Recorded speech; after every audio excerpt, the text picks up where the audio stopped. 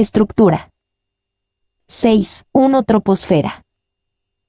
La troposfera es la capa de la atmósfera que está en contacto con la superficie de la Tierra. En esta capa ocurren todos los fenómenos meteorológicos que influyen en los seres vivos, como los vientos, la lluvia y los huracanes.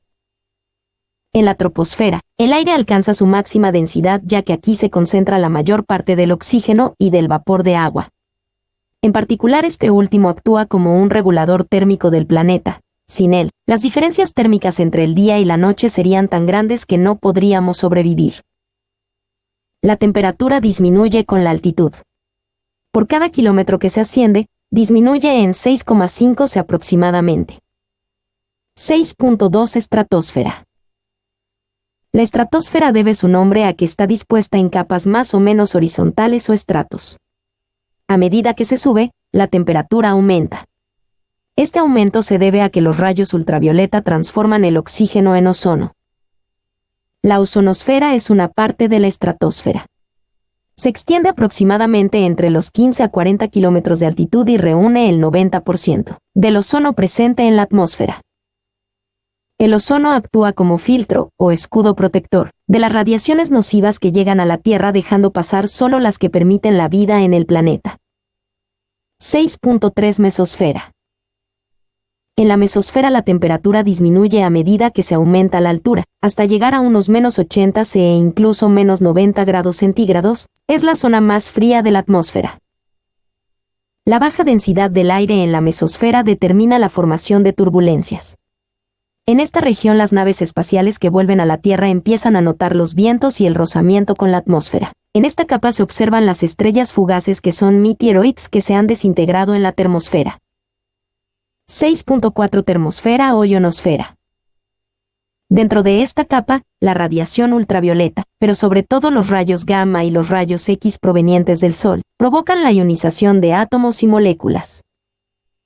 En dicho proceso los gases que la componen elevan su temperatura varios cientos de grados. Además, en esta capa se desintegran la mayoría de los meteoritos debido al rozamiento con el aire.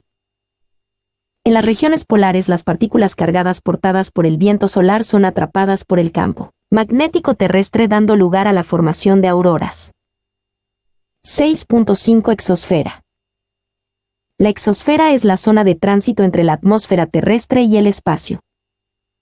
En esta capa de la atmósfera los gases van perdiendo sus propiedades físico-químicas y poco a poco se dispersan, hasta que la composición es similar a la del espacio. En esta región se encuentran los satélites artificiales y hay un alto contenido de polvo cósmico. Presión atmosférica. La presión atmosférica es la fuerza por unidad de superficie que ejerce el aire sobre la superficie terrestre. La presión atmosférica en un punto coincide numéricamente con el peso de una columna estática de aire de sección recta unitaria que se extiende desde ese punto hasta el límite superior de la atmósfera. Como la densidad del aire disminuye conforme aumenta la altura, no se puede calcular ese peso a menos que seamos capaces de expresar la variación de la densidad del aire en función de la altitud Z o de la presión P. Por ello, no resulta fácil hacer un cálculo exacto de la presión atmosférica sobre un lugar de la superficie terrestre. Además, tanto la temperatura como la presión del aire están variando continuamente, en una escala temporal como espacial, dificultando el cálculo. Se puede obtener una medida de la presión atmosférica en un lugar determinado, pero de ella no se pueden sacar muchas conclusiones. Sin embargo, la variación de dicha presión a lo largo del tiempo permite obtener una información útil que, unida a otros datos meteorológicos, temperatura atmosférica, humedad y vientos, puede dar una imagen bastante acertada del tiempo atmosférico en dicho lugar e incluso un pronóstico a corto plazo del mismo. La presión atmosférica en un lugar determinado experimenta variaciones asociadas con los cambios meteorológicos. Por otra parte, en un lugar determinado, la presión atmosférica disminuye con la altitud, como se ha dicho. La presión atmosférica decrece a razón de 1 mmHg o torr por cada 10 metros de elevación en los niveles próximos al del mar. En la práctica se utilizan unos instrumentos, llamados altímetros, que son simples barómetros aneroides calibrados en alturas. Estos instrumentos no son muy precisos. Barómetro aneroide, un instrumento para medir la presión atmosférica. Agua en la atmósfera. La atmósfera contiene agua en forma de vapor que se comporta como un gas. Pequeñas gotitas líquidas, nubes. Cristalitos de hielo, nubes. Agua contenida en la atmósfera. Contiene unos 12,000 km3 de agua. Entre 0 y 1,800 metros está la mitad del agua. Se evaporan y licúan unos 500,000 km3/diagonal año. Evaporación potencial en L/m2/diagonal año. En océanos, 940 mm/diagonal año. En continentes, 200 a 6000 mm/diagonal año. Humedad. Una masa de aire no puede contener una cantidad ilimitada de vapor de agua. Hay un límite a partir del cual el exceso de vapor se licúa en gotitas.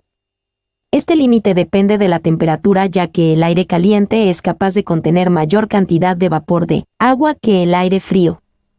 Así, por ejemplo, un metro cúbico de aire a 0 C puede llegar a contener como máximo 4,85 gramos de vapor de agua, mientras que un metro cúbico de aire a 25 se puede contener 23,05 gramos de vapor de agua. Si en un metro cúbico de aire a 0 C intentamos introducir más de 4,85 gramos de vapor de agua, por ejemplo 5 gramos, solo 4,85 permanecerán como vapor y los 0,15 gramos restantes se convertirán en agua. Con estas ideas se pueden entender los siguientes conceptos muy usados en las ciencias atmosféricas. Humedad de saturación. Es la cantidad máxima de vapor de agua que puede contener un metro cúbico de aire en unas condiciones determinadas de presión y temperatura. Humedad de saturación del vapor de agua en el aire. Temperatura C. Saturación GM3. 20. 0.89. Menos 10. 2.16. 0. 4.85. 10. 9.40. 20. 17.30. 30. 30.37. 40.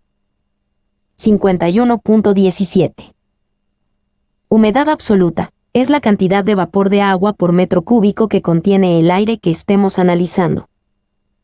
Humedad relativa es la relación entre la cantidad de vapor de agua contenido realmente en el aire estudiado, humedad absoluta, y el que podría llegar a contener si estuviera saturado, humedad de saturación. Se expresa en un porcentaje. Así, por ejemplo, una humedad relativa normal junto al mar puede ser del 90%, lo que significa que el aire contiene el 90% del vapor de agua que puede admitir, mientras un valor normal en una zona seca puede ser de 30%. El vapor que se encuentra en la atmósfera procede de la evaporación del agua de los océanos, de los ríos y lagos y de los suelos húmedos. Que se evapore más o menos depende de la temperatura y del nivel de saturación del aire, pues un aire cuya humedad relativa es baja puede admitir mucho vapor de agua procedente de la evaporación, mientras que un aire próximo a la saturación ya no admitirá vapor de agua por muy elevada que sea la temperatura.